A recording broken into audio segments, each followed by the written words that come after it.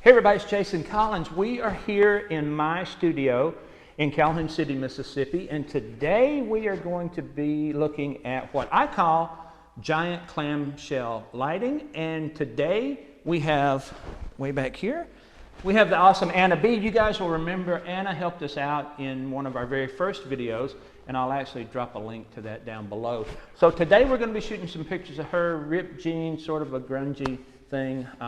It's a little bit difficult for Anna because she does cute really well, and I'm wanting to kind of break her out of her box a little bit. So we're going to be shooting some neat stuff today, but I want to go over with you guys really quickly the way that we have the light set up behind me. And like I said, I call this the giant clamshell. And basically, for those of you who are familiar with clamshell beauty lighting, and basically that's a key light overhead and then either a passive fill or an active fill. Passive fill is just a fancy way of saying a reflector. Active fill would be another strobe of some kind, light source below that's providing fill. We're using basically the same setup here. The only difference is we've just supersized it. So I've got a 55-inch silver lined softbox here with a strobe inside it, and then I have a very high-tech piece of white styrofoam insulation. This stuff you can get it at Home Depot for like 20 bucks a sheet. It's like 9 feet by 4 feet. And the cool thing about it is it has a white side, but it also has a silver side. So if you need a little more light amplification, or if you need a more specular light, you can flip it over to the silver side, and it works really well for that. Today we're going to be using the white. Provides an awesome, super soft light because it's creating this giant light source. So we're going to shoot some shots with that, with Anna, and hey, let's get started.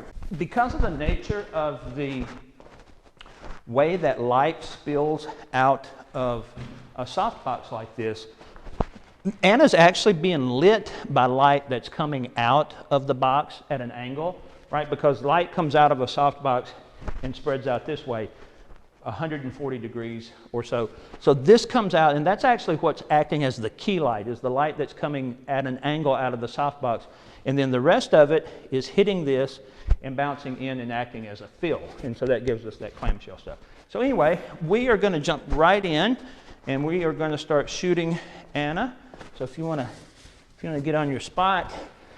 Today I am shooting on the Canon T3i. It's one of my favorite cameras to use, I think, in the Rebel line. It's probably one of the best buys, especially if you're new into photography and you're looking for a budget camera that will produce some awesome results. The T3i is a great camera. I'm shooting on a 55 to 250 zoom, which is actually one of the kit lenses. And as always, what we're going to do, we're tethered into Capture One, so I'm going to take my remote off the camera. And the first frame we're going to shoot is going to be with no flash whatsoever. I am shooting today at ISO 100, f8, and a shutter speed of 1/200th of a second. We'll come over here. We're tethered into Capture One. So the first frame that you shoot should always be black, because what you're wanting to do is you're wanting to eliminate all of the ambient light from the space to make sure that the only light that is reaching your subject and subsequently reaching your sensor in your camera is light that you control. We always like for that to be at least 3 stops, or at least 2 stops rather, and right around 3 stops underexposed, I'm starting to see Anna come peeking through. So we know that we've got plenty of space there if we need to do any editing in post. If I want to bring up some shadow detail, I can do that without ambient light creeping into my shot. So this one is for real. Let's see what we've got here. We were talking earlier, Anna does cute really well, and we've got to work with her on some of her other emotions. We did a shot, I'll pop it up on the screen here. We did a shot one time where we did confident and approachable. And I gotta be honest, that's probably one of my favorite shots that we've gotten with Anna since she's been helping us out. A couple more. Hold that. That's awesome. Hold. Oops, see, I just shoot too fast. I get excited. I'm like, great pose, and I start shooting, then we get more black frames. So let's take a look at what we've got. The cool thing about shooting tethered into Capture One is you can, in a professional photography studio environment, you have the ability to show your clients exactly what you're getting.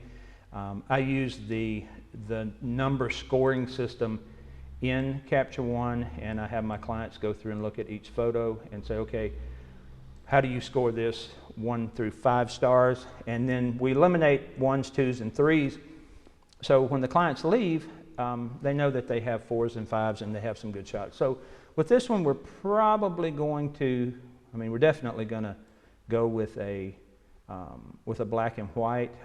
I don't do my final edits and stuff in Capture One.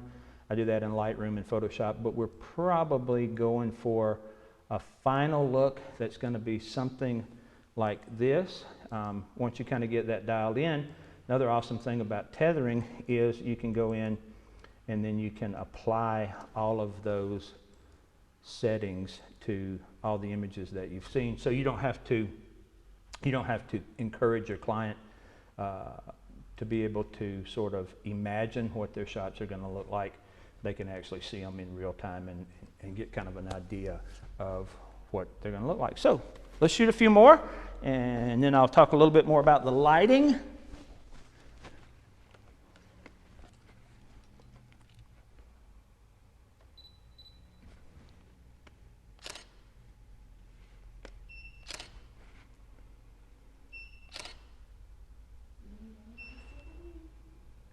Foot's out just a little bit. Bend your knee, bring your foot back this way, and lay your leg over this way and bend your knee. Pull up. There you go. That's good. Hold it. Refocus just a little bit. There we go. Okay.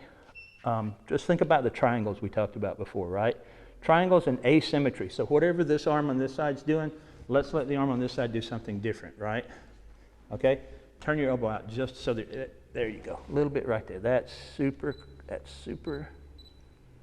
duper. Hold it. Now bring your left hand a little higher up on your hip. So I've got, now turn your elbow out just a little bit. There we go. Okay. Okay. Now raise your, I always have to do this, left leg up. And so now, all right, but bring your foot around further this way. No, other way. We're going to start other way. Yep. I need a triangle, triangle, triangle. We're good. We're getting there. Hold what you got. Hold it. Oops. Right there. Hold. Okay, now take your foot over to this side. And if you want to, pull your foot out of the jeans. There you go. Feet are hiding, right. Hold it. Hold it. Okay. So as you guys can see, we get some really, really awesome fall off from the light, right? The softness of it, because of the size of what we're dealing with, is just fantastic. So again, we've got a giant 55-inch, not giant, you can get 70 some inch now, 80 maybe bigger. But we've got this 55-incher. It's bouncing off of this white reflector, and it's hitting Anna, and it's making some awesome soft light. So we'll shoot a few more. If you guys have any questions or whatever, be sure to drop them in the comments below. Again, I'll link you guys to the previous videos that we've done with Anna, and then also to some Instagram and some galleries and stuff. So you guys have a great day. This is Jason Collins. We'll see you next time.